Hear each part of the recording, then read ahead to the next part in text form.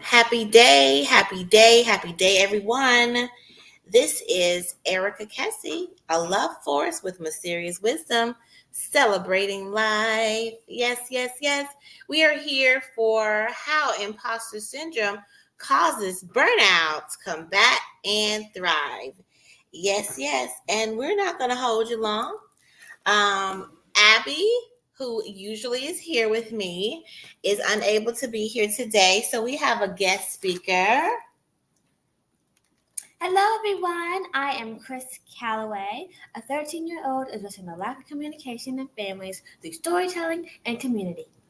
Oh, yes. So this is my sweet daughter, Chris Calloway. And she gave you her powerful introduction. And so I would say that outside of being a love force, I am a multifaceted leader that provides a plethora of services for leaders to find their right fit solutions. Yes, that is what your Goal Concierge is all about. And we want to talk about this old pesky circumstance of imposter syndrome, how imposter syndrome causes burnout, combat, and thrive. And so we were talking about doing some points last week um, regarding this, and I just wanted to continue where we left off regarding the points that I was making about burnout. I'm so excited that I was able to speak for. I was doing these on LinkedIn, and I was able to speak for SCORE on Monday. I did a talk for them regarding burnout, mental health, and I am just was so pleased about that. I was able to share with them what I've been sharing with you all, which is the Thrive Plan. So let me go ahead and put that information in the chat for you right now.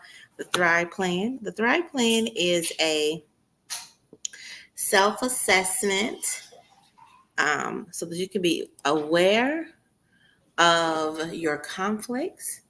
It is a way for you to move from your conflicts into coping, all right, and then even having a practice in your life for your self-care, and then lastly having accountability by having a social support system.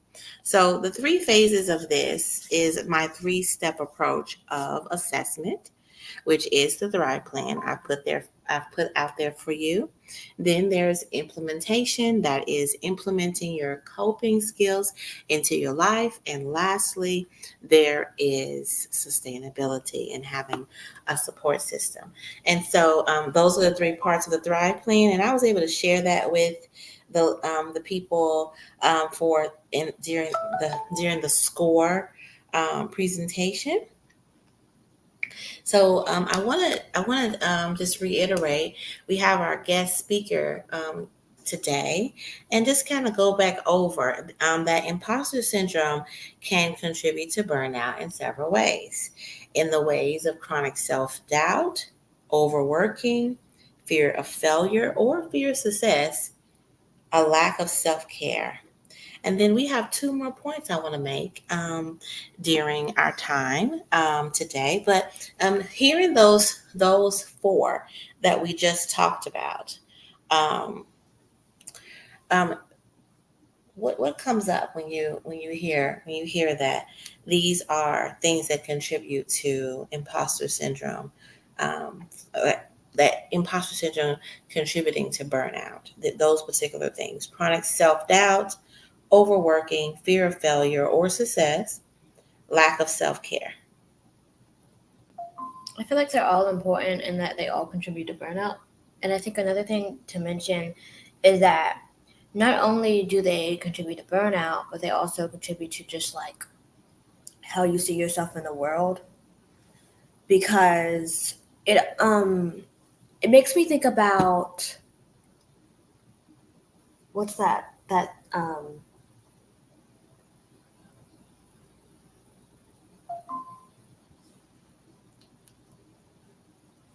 It makes me think a lot about imposter syndrome and how we can think that we're imposters because we think all these things. And one of the most important things about like the thought process is that you choose your own thought process. Mm-hmm. And if you're choosing to be like to have negative self-doubt or choosing to think, oh, I need to work, which goes into overwork and how I don't have time to take care of myself, that you are going ahead and putting yourself on a silver platter to your thoughts and to your emotions. But one thing about thoughts and emotions is that they can be corrected and they can be understood. And thoughts and emotions need to be supported just as much as we need to. And it's funny because emotions and feelings, they know how to do that. When you see anger, it's backing up someone. When you see sadness, it's behind someone. But we don't do that for ourselves. So even if they already have, our feelings already have, they're like, oh, we know you're going to protect us when we need to be heard. That's what we need. So social support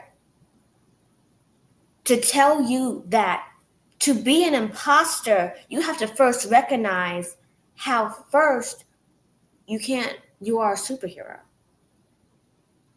I mean, we've all seen the movies of Kryptonite. Personally, I believe that Superman is only weak to Kryptonite because he's weak to his past and his trauma. Because Kryptonite was on his home planet, Krypton. But he never healed from that trauma. So the stone is traumatizing to him and it weakens him. But it's just his trauma he needs to go through. Come on. But being a superhero, he thinks he can't do that because he has to save people. One thing about saving people is that you have to save yourself first. Come on. Just because you wear a cape doesn't mean you need to be waving it around trying to be a symbol of peace. Have your own peace. Be your symbol of peace. A symbol is something that you can be proud of. Are you proud of yourself? Are you proud of how you protect people? It's how you protect people. How you're going to protect yourself. Because sometimes we think we're protecting people by going through a certain type of process. But that process might not be how we're supposed to be protecting people or be protecting ourselves. How do we know that you might be trying to protect people and you're actually doing them harm? And then when you find out, that only hurts you even more when you realize you need to protect yourself. Speak. Wow. So powerful. So powerful. Absolutely. Like you said so much. I should have been writing down all these points. It's just so, I think I may even have to go back and replay this because you said so much. You dropped so many jewels right then. I am just sitting here in awe right now of like, all that you said.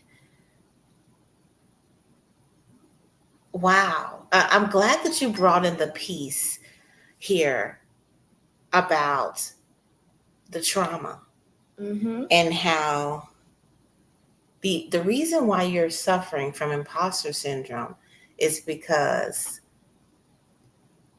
you haven't healed from what happened to you. People saying to you that you are not good enough. You came. And then you instilling that into yourself. Yes. And replaying that and self-abusing and neglecting yourself. You came with all of the power to do the things that you need to do in this world. You came here with that.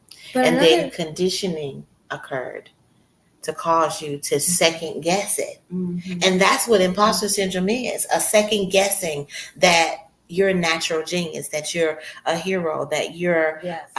brilliant. You know, it's just a second guessing, and it's a second guessing because of you've been told by people that no, you can't be that great, but you are. Another thing I want to say is that I feel like it.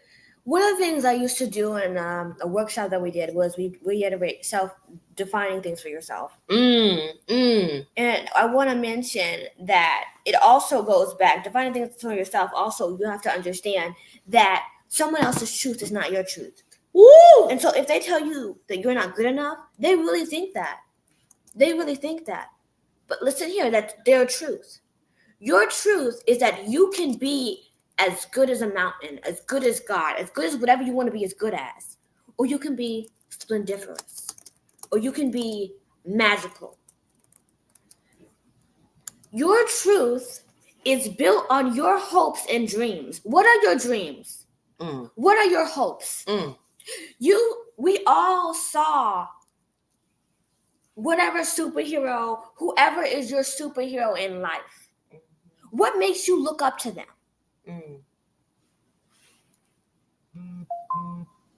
What makes you want to look up to them? And that's what you need to be doing for yourself. Because you need to look up to yourself. You know, I love that you are bringing up the idea of looking up to people. That means you're comparing yourself to someone else. And, you know, that's a big deal. Like, we have whole Marvel and what's the other? DC, where it's all about these heroes, right? And who's your favorite hero, or who's a person, a historical figure that you look up to? Or I actually never had, you know, actually thinking about it, I had a hero. My mother was my hero. And then I recognized that she was not. And after that, I haven't had one since. And I think that occurs, like, that's natural in the development of kids, is for them to think of their parent. Because, I mean, think about it.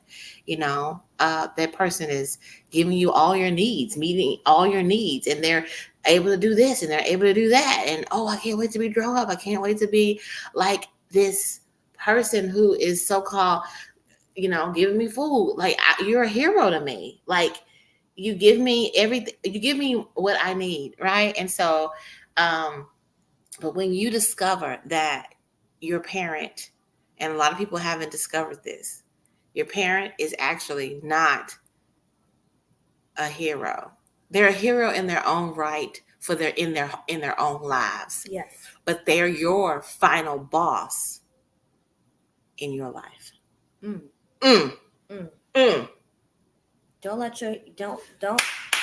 not let your final boss, don't let yourself defeat your final boss and then figure out that it's really just kryptonite. It's really just trauma. Because even if you defeat that final boss, there's still the trauma. I feel like after defeating your final boss, you need to defeat the trauma immediately afterwards, and start working on that. I think that final boss, or your parent, the conditioning, when you're defeating that parent, it's basically actually all the conditioning that was instilled in you, and you deciding for yourself, now this is the way that I want to live. Now this is my decision on how I want things to go. Now I am the hero of my story, and my parent is not. So when you have a thought process that I am the hero of my story, then your conditioning doesn't hold any weight. Yes. Right? It doesn't hold any weight anymore. You can walk away from it. You can transmute that into actually serving in a healthy way. You know what another thing I want to mention is, I love the fact that we mentioned social support before this, because I think that it's good for you to have like support when it comes down to defeating your final boss, but it needs to be you that delivers like the last blow. Oh, yes. Oh, yes. Because otherwise, you're not actually defeating that final boss. Yes. And then you become dependent Ooh. on your friends or the people who defeated it for you. Yeah. But they might notice then and there that they are pulling the weight. Yes. Of your trauma, of your final boss, when they need to go conquer their own. Oh, that's so great, because it's something that, and that goes into, sometimes people think that their social support system, but they're not really. That person is supposed to empower you to do your work. Mm-hmm. They're supposed to maybe do the work with you, but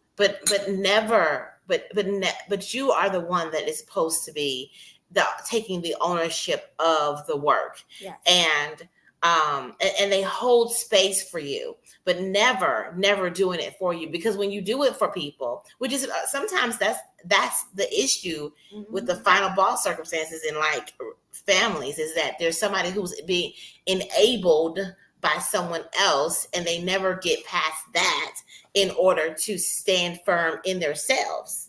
Mm-hmm. Yeah. So this has been so great. Okay, thank you so much, Chris, for your thoughts regarding what we've already discussed. We have 3 more points that we want to bring up, and that is perfectionism.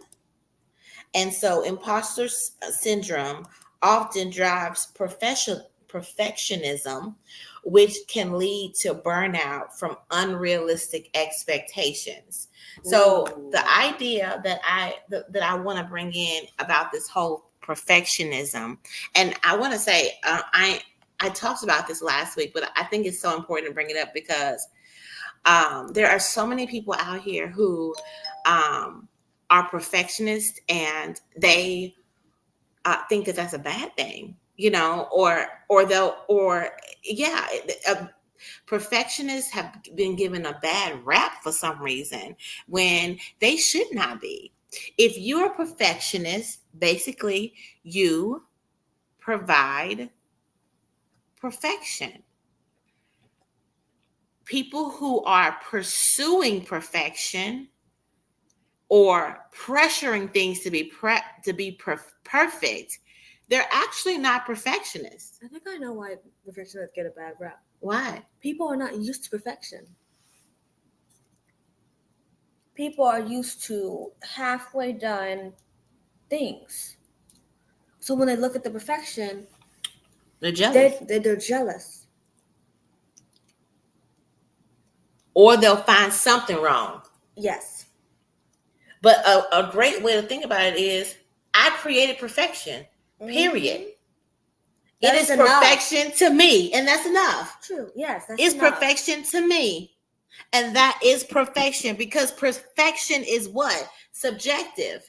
What you think perfection is not what I think perfection is. That's why there's so many rolls of toilet tissue in the aisle. When you go look in the aisle, there's so many rolls of toilet tissue, different brands, different firm. Some is soft, some grip the bowel. I mean, all of that. And everybody thinks a certain brand or a certain thing is perfection. Mm-hmm. It's subjective.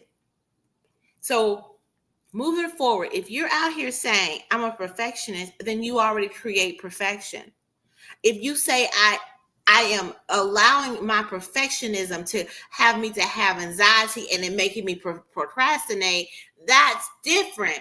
Procrastination, that's stopping you from moving forward. So you're never creating perfection. So you're not really a perfectionist. And it also stops you from thinking that you yourself are perfect. Yeah. And I feel like a lot of people say, like, someone can't be perfect, but you can. Yes. If you just believe that you are. Oh, yes. If you just believe in who you were supposed to be. Yes. And who you want to be. Yes.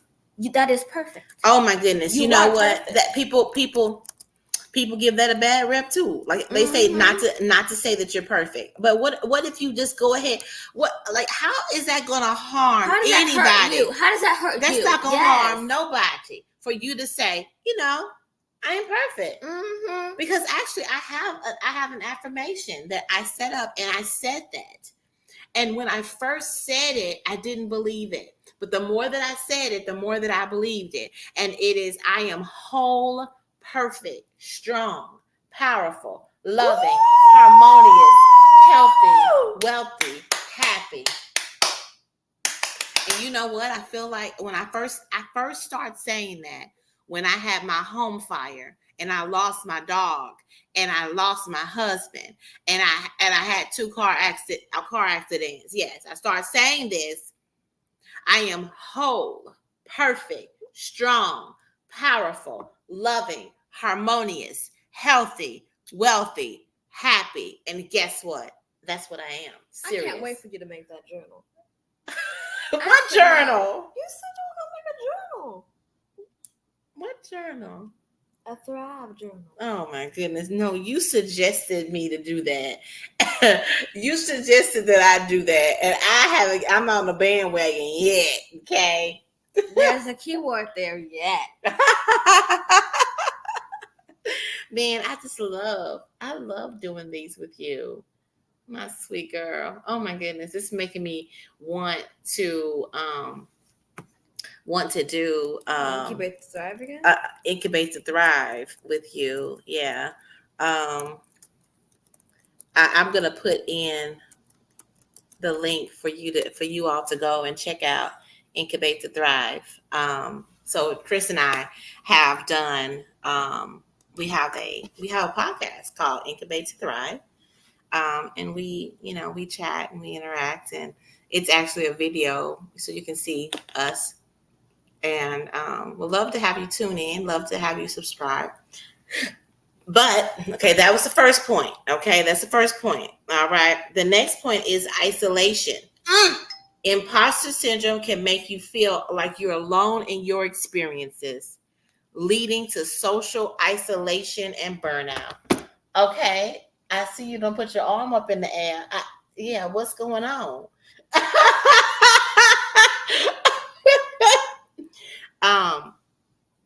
So a lot of times that's the reason why you need a social support system. That's the reason why you need people. I was just talking to somebody and I said, if you're going to be a llama farmer, you need to have a llama farmer friend that they do it. Because how are you going to understand the plight of being a llama farmer and the circumstances that occur as a llama farmer if you're not interacting with another llama farmer? I once saw this, I think it was on Instagram, where it was a man and he got in a truck and it was all these people in these trucks, and they had these trucks and they was just there was cows and there was cows everywhere, and so they took the trucks and they tried to circle around the cows with the trucks to just kind of trap them in, but the cows kept getting out, and they was just all right, everyone, roll out. And it was just I could tell that they all knew what was going on, and they was all in the same field of industry.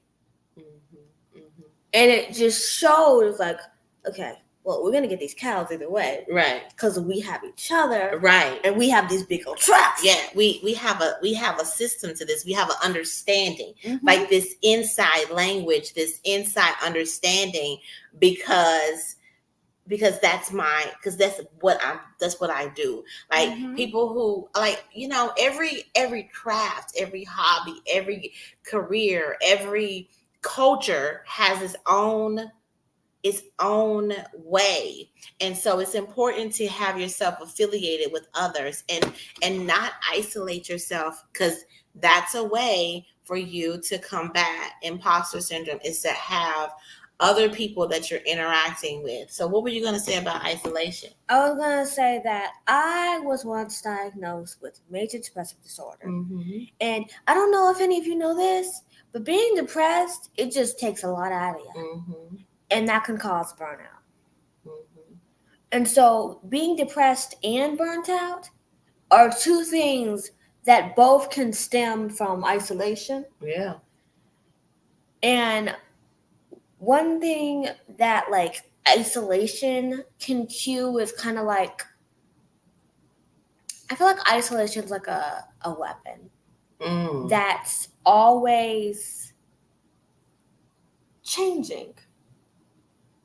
Because you are only isolated if you either don't have the strength to call upon someone, or if you just can't, or if you want to be. And that's actually usually the most likely. But yeah, if you want to, if you just done with people, like you're done with the people in the day, you're just like, okay, I just be myself. I don't think that's not isolation. That's more introverted. Yes, that's not isolation. It's just I need to recuperate, recharge. I need to recharge. And that's different from isolation. Isolation is when you're using it. So you are with yourself, but you wish you were not. You were with yourself, but you're feeling lonely. You're with yourself and you don't even have the will to, like you said, reach out or call someone, and you wish someone would. Yeah. See you, feel you, know you, check for you. Yeah. And that's just so hard in this day and age. Because I be looking at these youngsters and I'm just like, wait a minute. Youngsters? I be looking at these youngsters and I'm just like, why? Why can't y'all thrive? So that I can call on y'all when I get depressed or just a little bit burnout. Because I be looking. And even when I don't interact with people my actual age, I just can't find them. But you thrive so much, sometimes I get annoyed. Yeah. Woo! You know what? That's something to talk about. That's not that'll be off subject here. But yeah. That's a good. We need to write that down because that be sometimes the issue that you and I have is, you irked with me for, this good thriving that I be over here doing. Okay. So I got to write that down. I'm gonna hope this can remind me, jog my memory. Okay. So lastly, the last point that we're going to make today, and we're going to get out of here because we're here for 30 minutes, is constant stress. Living with imposter syndrome means constantly feeling like you're faking it, leading to chronic stress and burnout.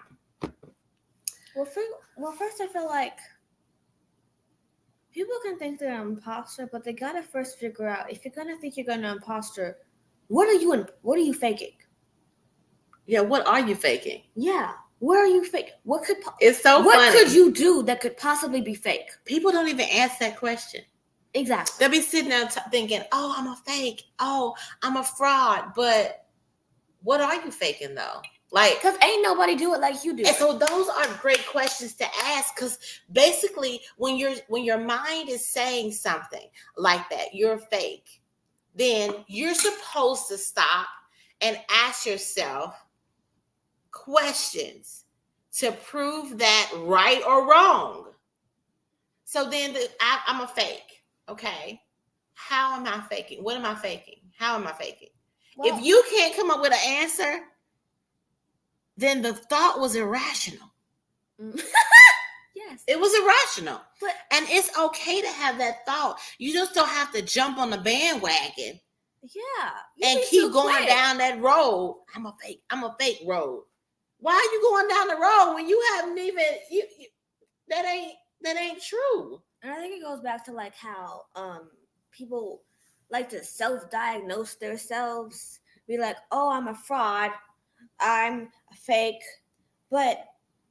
and they don't want to ask questions. But that's because I feel like a lot of people was never shown how to ask questions. Ooh, don't start no stuff today. Because even when... write that down. That was good. Because even when we have these things like, mind your business, kid, or it's grown folks' business. Or But if you think about it, you was asking, or for me growing up, I would ask why, and nobody knew the answer. Because they themselves didn't ask questions. Yes. Let me just tell you one thing about me is that's why people like working with me. Is I'm gonna tell you why. I'm gonna tell you practical reason as to why I'm telling you to do this particular thing. And about her, then if you don't believe her, she will encourage you to go figure out for yourself. Yes, I will. I would say go research it, go look it up, go look at this, go look at that. Yes. Try this out, try that out, do this, try this. Yes, I want you to figure out what is the right fit for you. What is the right solution for you? I can't tell you what the solution is. And we shouldn't be trying to get nobody's solutions. But someone should be explaining to you a lot of times. And I'm going to put out something, y'all, for real. Hashtag replay for people who see this later. Do you think that I should put out a guide, a granny guide that kind of helps people? I'm going to add that question. I'm going to add that to it. That's going to be in the guide, how to ask questions. Mm-hmm. Because the thing is, even though somebody kept telling you not to ask questions because they couldn't answer, that don't have nothing to do with you. You keep asking. Mm-hmm. That reminds me of the cat I had, Spirit. Honey, Spirit, he would ask for what he wanted, and then he keep on asking, and he'll keep on asking until he keep on asking until he got what he wanted. Period. That's what we have to be. Or was it a demand? With him, I think it was a demand. No, he was demanding you. He was asking me. Because I would tell him what to do and he would do it. So we had an understanding. There was a respect. Oh, he didn't respect me in the slightest. At all. Because I was sitting and thinking about that with you. You want to have affection when you want to get affection. You want to be affectionate when you want to be affectionate. That's how he was too. Sure. But you was forcing affection and he didn't like that. So y'all will have beef. I remember that game you once made, Give Me the Beef. Give me the beef? Or I got beef. I got beef. I got beef. I got beef. Huh? Did we lose I got beef? I could always create another I got beef game. FYI, anybody watching, this is something that you can play. It helps you to play with it with your family or with a group.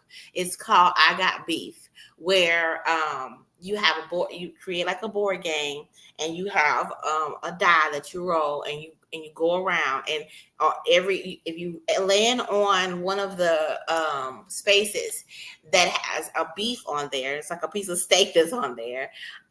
You have to tell someone that's playing a beef that you have, but you have to use the I feel statement. Mm-hmm. So you have to say, I feel concerned when you throw your socks in the microwave. I would like you to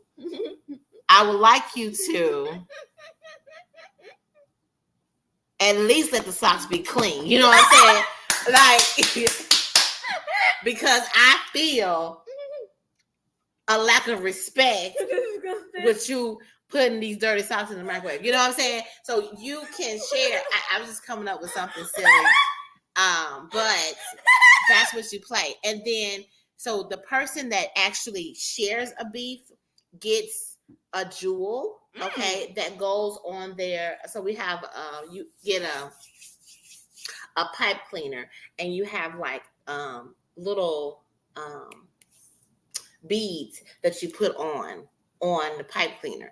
So you get a bead when you share your beef, right? Because you actually shared your beef. But the person who receives the beef gets 2 beads if they are able to reflect back what was said, and there's a compromise that happens between the 2 people. Oh, I was about to say, isn't that a good game? I was about to say, you should reward the people who also got the beef, but you had that covered, man. Yeah, I got things covered. Ooh. Don't worry. Be happy. Speaking of that, this has been a very lively how imposter syndrome causes burnout. I just want to let you all know I have a cohort that you can join, and I would love to have people to join the cohort. It is Corporate Escape, Pivot into Your Thriving Coaching Business. We are open. We have open enrollment right now. For it, you can go to www.yourgoalconcierge.com / corporate escape program. Corporate escape. And it's just an escape program. So it's the letter X program. And I'm going to show it. I'm going to show it for you all. There we go. And you all can learn about, my coaching story, as well as maybe get yourself signed up for the coaching program. There are 3 tiers to it, so you can reach out to me and we can talk more about that. And one reason why we do this, how imposter syndrome causes burnout, is so that we can say, hey, don't have imposter.